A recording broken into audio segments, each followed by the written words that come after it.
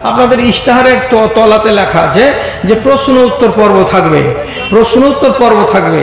তো এই প্রশ্ন হাতে করা আর প্রশ্ন পেয়ে আবার জবাব দেওয়া, এইগুলো আমি 100 ভাগের ভেতরে 99.5 ভাগ অপ্রয়োজন মনে করি এবং আমি ব্যক্তিগতভাবে ঘেন্না করি।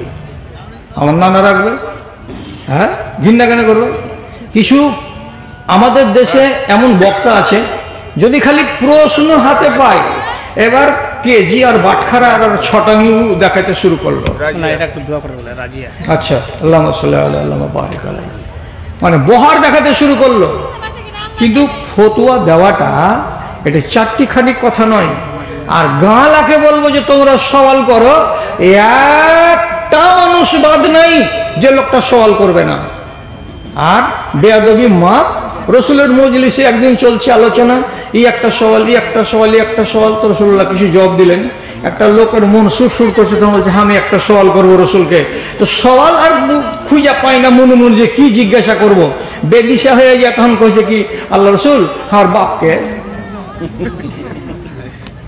আচ্ছা, ওকে কে জন্ম দিয়েছে, ওর বাপকে? তো রসুল কি করে বলবেন বলেন তো আপনারা? তো এই জন্য বলা হয়েছে, ইয়া আইয়ুহাল্লাযীনা আমানু লা তাসআলু আন আশিয়া ইন তুবদা লাকুম তাসুকুম। হে মুমিনিন, বেশি বেশি করে প্রশ্ন করিও না, খালি কথাই কথাই প্রশ্ন করিও না। প্রশ্ন বেশি করতে গেলে তার যদি জবাব চলে আসে, অনেকগুলো প্রশ্নের জবাবে তোমাকে চুলকানি লেগে যেতে পারে। এখন দেখেন কতটি সওয়াল দিয়েছে। জুমার দিন আজান চলাকালীন সুন্নাত পড়া যাবে কি যাবে না? সহি মতে যাবে।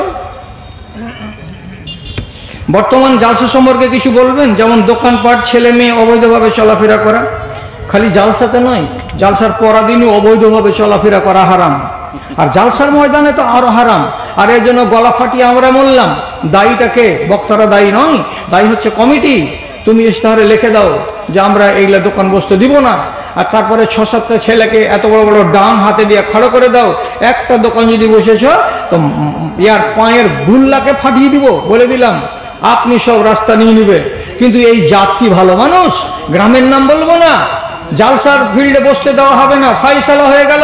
আর হঠাৎ করে একটা লোক ওর বলতে, ওই কুদবার গালাকে কি কহে যে জাম্পিং বসিয়ে দিয়েছে, ছেলে পেলে কুদছে। লোকে যা বললো, এই মানাজি আছে তো তোমরা এগুলা বসালে কিসের লেগা? তখন বলছি যে তোমরা আমাকে 3000 টাকা দিয়ে দাও।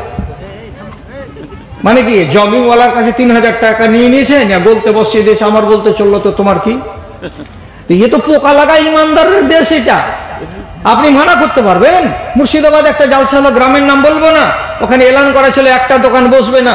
রাত্রি 9টা হয়ে যাচ্ছে তো প্যান্ডেলে একটাও লোক নাই। সেসব মূলবিকে দিল মার, একবারে জুত করে সদর সাহেবকে মেয়েরা দিয়া, তারপরে ও তোবা তাহির করে সকালবেলায় তো গামছার চাদর নিয়ে বাড়ি চলে গেল। পরের দিন সকালবেলায় মাইকে মাইকে এলান হলো, আপনারা আসুন, কালকের জালসা আজকে হবে, আর যত দোকান আছে সবাই আনেন। সব দোকানদার এসে ভিড় লাগালো, আবার বহল তবিয়তে জলসা হয়ে গেল। তো জাত যে কুজাত আমার কাজে সব জায়গাতে হারাম। মেলা লাগানো তো আরো হারাম। আর জালসার দিন এসে ছেলে আর মেয়ে যদি এরকম করে তো পাক্কা হারাম।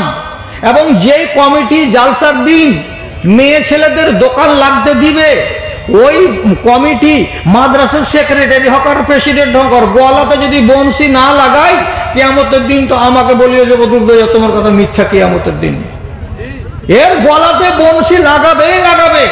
কেন লাগাবে? যে তুমি এই মেয়ে ছেলের খেলনার দোকান আর নাকমাছি আর মাকমাছি আর ইয়ার রিং আর ফিয়ার রিং এর এই যে তুমি লাগাতে দিলে, কেন দিলে তুমি এগুলো? মেয়ে লোক বাজার করবে আজকে রাতে। জিলাপির দোকানটিকে মেনে নিচ্ছি যে খাইবে ছেলে পিলে, কোন রকম মেনে নিচ্ছি, কোন রকম করে, কিন্তু এইগুলো কে মানবে?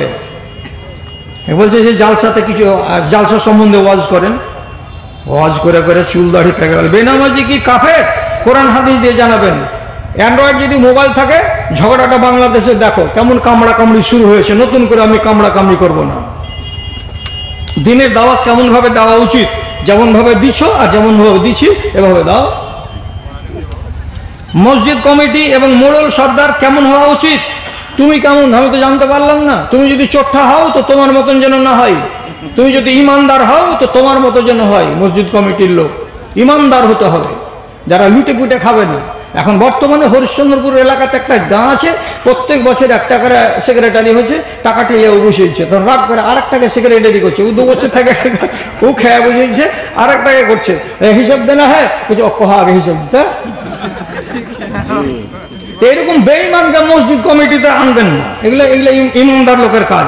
হযরত মুহাম্মদ সাল্লাল্লাহু আলাইহি ওয়াসাল্লামের সাথে যখন খাদিজা বিবাহ পড়েছিলেন, কি খুতবা পড়ে বিবাহ পড়িয়েছিলেন, সেদিন আমি ছিলাম না যে ভাই, কাজে আমি বলতে পারবো না খুতবা হয়েছিল কি হয়নি। ইউটিউব ফেসবুক থেকে টাকা ইনকাম করা যাবে কি? ইউটিউব এবং ফেসবুক থেকে টাকা ইনকাম করা যাবে কি? যদি এটা হারাম হতো তো তাহলে পরে দুনিয়ার অন্যান্য আলেমেরা বলতো যে এটা করা হারাম। তো এখন পর্যন্ত ডাইরেক্ট হারাম কেউ বলেছে বলে মনে হয় না, কিন্তু কিছু কিছু লোক বলেছে হারাম। তো কেন বলেছে হারাম? ওয়াজ চলতে চলতে বেটি ছেলের ছবি চলে আসছে, তো বলছে এটা বন্ধ হয় না যে। তো এটা যদি ও বন্ধ করবে তো তোর ওয়াজ চালাবে কিসের লেগা? তোর বাপের জমিদারি আছে কেন? আমার কথা যদি না হবে, আমি সিমেন্ট বিক্রি করি, তো সিমেন্টের অ্যাডভার্টাইজ চলে আসছে, এ করতে করতে হারাম অ্যাডভার্টাইজ চলে আসছে। বেটি ছেলের বিকিনি বিক্রি হবে, তো বিকিনির ছবি চলে আসছে, তো কিছু হারাম অ্যাডভার্টাইজ চলে আসছে। তো ওইটা আনার পক্ষে আমার মন তো সাপোর্ট করে না, আমি তো ঘৃণা করছি যে তুমি হারাম গালা দিচ্ছ কেন, কিন্তু আমার হাত চলে না। আর আমি যদি বলি তোর এগুলো আমি অ্যাডভার্টাইজ নিব না, তো তারপরের দিনই ফেসবুক কোম্পানি বলবে যে তোর ডাউনলোড হইল না, হঠাৎ। তো যাই হোক, তাকওয়ার পথ হলো এটাই যে চেষ্টা করতে হবে যে যদি আমি সম্পূর্ণ নিজেকে বাঁচাতে পারি, আল্লাহ তাআলা যদি আমাকে তৌফিক দেয় তো বাঁচাবো। আর যদি এর পরেও একটু কিছু ভুল ভ্রান্তি হয়ে যাচ্ছে, রব্বুল আলামিন ক্ষমা করবেন, না হলে ফের তৌলিগের কাজ হয় না, সারা দুনিয়ার মানুষ শুনতে পায় না, দেখতে পায় না, জানতে পায় না। এই ওয়াজগুলো এখন যে চললো, তো দুটা একটা খালি আর পিপলার লোকটি দেখলো কি, সকালবেলায় নেট খুলে খুলে দেখবেন তো কে লিখছে কি যে আমি দামাম থেকে দেখছি, কে বলছে আমি আফ্রিকা থেকে দেখছি, কে বলছে আমি আমেরিকা থেকে দেখছি, কে বলছে আমি বাংলাদেশ থেকে দেখছি। যত দুনিয়াতে লেবার আছে, যত লেবার আছে, সব আরাম টারাম খাওয়া দাওয়া করে এশারের পরে কেউ ওয়াজ শুনছে, কেউ গান শুনছে। একটা দুটো আছে, লাখ লাখ আছে। কাজে যদি উপকার হয় আর ওখানে যদি অপকার চেরেনা চলে আসে, তো উপকারটাকে আমরা প্রাধান্য দিচ্ছি আর অপকারটাকে আল্লাহর ওয়াস্তে আল্লাহর ইচ্ছার উপরে ছেড়ে দিচ্ছি, আল্লাহ তুমি মাফ করে দিও ওইটুকা। তো শেষ করলাম, ঘড়িতে বেগেছে 12:30। ইচ্ছে ছিল 1 ঘন্টা করার, কিন্তু গাড়িটা গড়তে গড়তে 1.5 ঘন্টা গড়ে গেল। সবাই ভালো থাকেন, ইমান আমানে থাকেন। আমার নানা এবার মজলিস শেষ করার কথা দুটো বলবেন, বলার পর আপনাদেরকে ছুটি দিয়ে